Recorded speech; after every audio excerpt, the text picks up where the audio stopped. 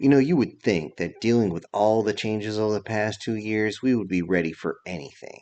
Sure, we can handle a bunch of our population transforming into immortal elves, crazy wizards, strong-ass dwarves, or even a banshee or two.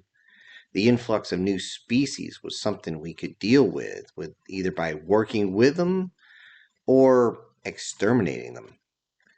It is surprisingly easy to deal with all the mages and mysticism and all that stuff, but now, how the hell do we deal with this? The girls crawled into my lap again as I was flipping through all the live feeds. Many came from the other side of the planet, so I couldn't really understand what in the hell they were saying. Once the clear images began to come across the screen, words were not exactly needed. Across the world, 3 different types of ships had arrived, each one looking fresh and new, but each one distinct in its own design. Even with everything that happened, my mind couldn't believe what the hell I was seeing. The girls had to actually break me out of my trance because I was beginning to hold them just a little too tight, squeezing them more and more, not realizing what was going on. I apologized to them before turning back towards the video. In 3 different locations and videos, the 3 ships were just waiting there for a while, several minutes at least, as I explained to the girls what the hell we were looking at. The game world that created them was not something I played much, but this new one, I played a lot. In fact, I beat the game several times, and I'm sure everyone else did, considering how popular it was. I had no doubt that communications had actually started for this human-based species in their giant letter T that hovered in the sky, along with the mouthless monoliths that were waiting in their giant yellow carrier. This third species, though, well, they're different. These insectoid reptilians, or are they reptilian insectoids? I don't know, I don't care. They only consume and destroy, that's what they do. Once on a planet, it's difficult at best to get them off without cracking the planet in half. The human-ish ship that was a giant T arrived over the Gulf of Finland. The yellow carrier was actually in the middle Pacific within sight of Midway, which is the only place we got video of it. The bug ship, the insectoid thing that was there, was just hanging over eastern Montana. The world held its breath as all these ships just seemed to hover there, not moving, not doing anything. I thought, you know what? It's a safe bet that every military on the planet is actually mobilizing. Not only that, they're probably trying to communicate as well. Good thing they were mobilizing too, as the bugs began to make planetfall. I cursed at the idea of our grain belt becoming one of their frickin' wretched hives. A sentiment echoed by all watching as calls went out to arm yourself with anything you might have. If you don't have a firearm, grab a knife. If not a knife, grab a stick. If anything, crack a beer bottle and let's get to work. The girls, hearing this, began to freak out until I showed them how far away the bugs were on the map. Along with that, we saw on the video how aircraft began to simply fill the sky around them. In Europe, the battleship just simply rotated and began to move west very quickly. The yellow carrier was already basically facing east and just all of a sudden cranked its engine on and took off, both seemingly building up speed as they raced towards the bugs. All I could do at that point was sit and watch as everyone in the area began to fight against the bugs. Just like in the game, if you can cripple the opponent early on and early enough, and cripple them just enough, beating them down and taking them all out becomes much, much easier. On the ground, military and militia used everything at their disposal. Though firearms work, they seem to be inefficient as it takes a lot of shells to take down one of the larger ones. The world would find out what really worked and worked the best as a guy around my age was seen on one of the videos.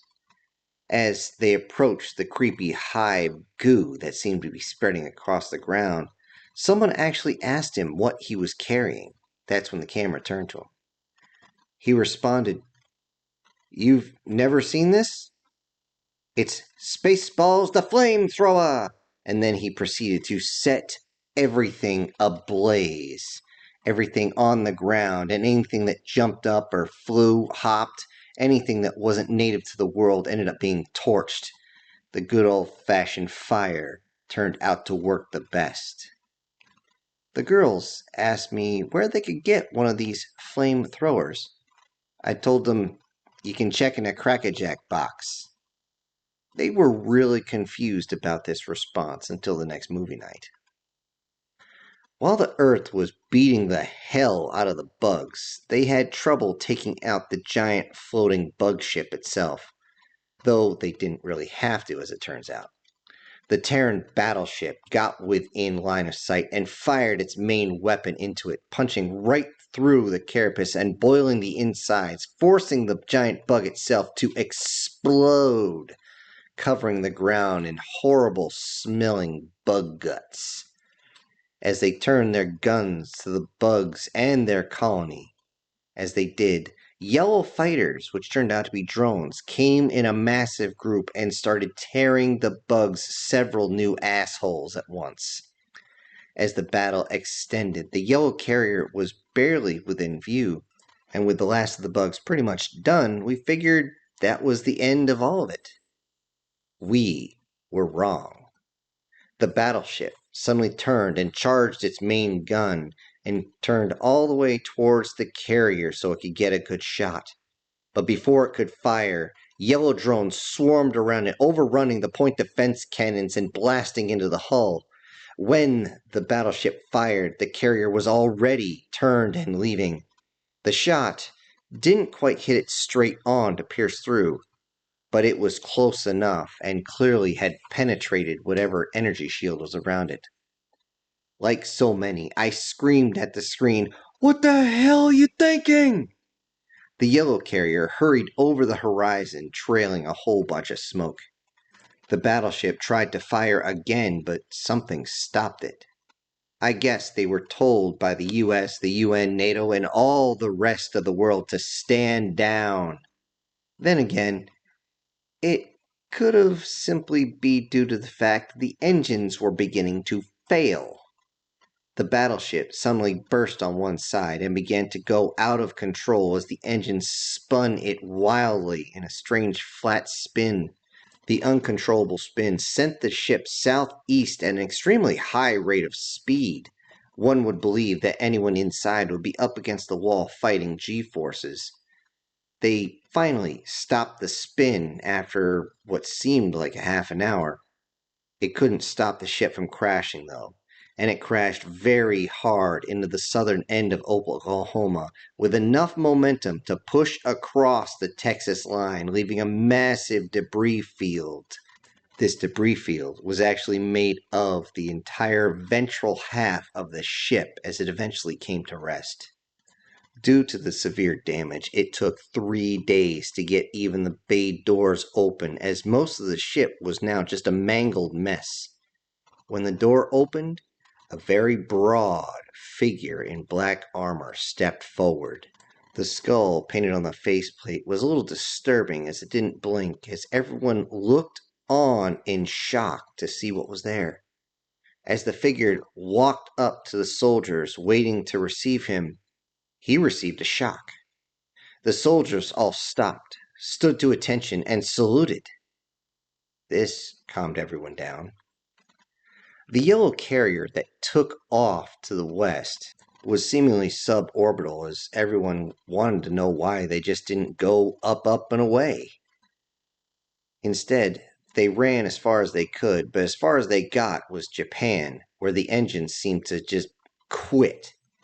Because of this, it fell to the ground with momentum as it crashed into the ground near Mount Fuji. The carrier also suffered irrecoverable damage as most of it ended up all across the ground. The JDF was very quick to descend on the site and had some trouble with the language at first. The new species actually had the technology capable of translation and were actually grateful for the assistance, as most of the crew actually required attention immediately. It was only at this point that the new species could be finally briefed on the situation. Most didn't take it well and were filled with depression. Still, the idea of peace was interesting to not only the humans that had shown up, who had spent their entire life in warfare, but also the aliens that had seemingly done the same thing. Once they were convinced, it seemed like the draw of peace was pretty much intoxicating for such. So much so that a pretty little redhead suddenly became visible next to the black armor. Everybody knew this was going to be coming, but nobody had said anything, and nobody tried to pretend to be shocked, although she was shocked that nobody was shocked. Everyone, including myself, knew the technology, once we were able to decipher everything, would be brought to the general public eventually. We knew that things like the big suits, well, the police and military would get those first, but it would be pretty clear that the only ones, like maybe the super rich or the military, would get the hypersonics on that suit so they could disappear. Yet, as I learned about this, I had to bust out laughing so hard that the girls couldn't figure out why I couldn't even inhale. I was laughing so hard at one point I wasn't even making noise. They asked me why I was laughing so much, and I finally said, becoming invisible, well, you can do that all you want, but we can still see you through thermal. They asked me what that was. I told them the FLIR. They still had no idea, so I had to actually pull up the live leak and show them. Personally, I just wanted to fire one of those really big-ass guns. But I found out really quick, if you're not wearing power armor, you can't pick the damn thing up. I mean, hell, the shell is bigger than my calf. Even though this distortion event was something that still changed our history, it wasn't nearly as widespread, and this seemed to calm everybody down. Because it wasn't widespread, because we wouldn't have to deal with a whole bunch of crap where I was, we just have to worry about technology jumping again, or in this case, going sideways, I decided to focus on other things. Besides, if there's another wave, we'd better be ready. Hello everybody, this is Syntax. Thank you so much for joining me on today's chapter. Before I leave, I have to send out a big thank you to a couple of my supporters. Those would be Erica Gem and SS Demon. Thank you so much for supporting the channel. Everybody else, I will see you on the next one. This is Syntax, ejecting.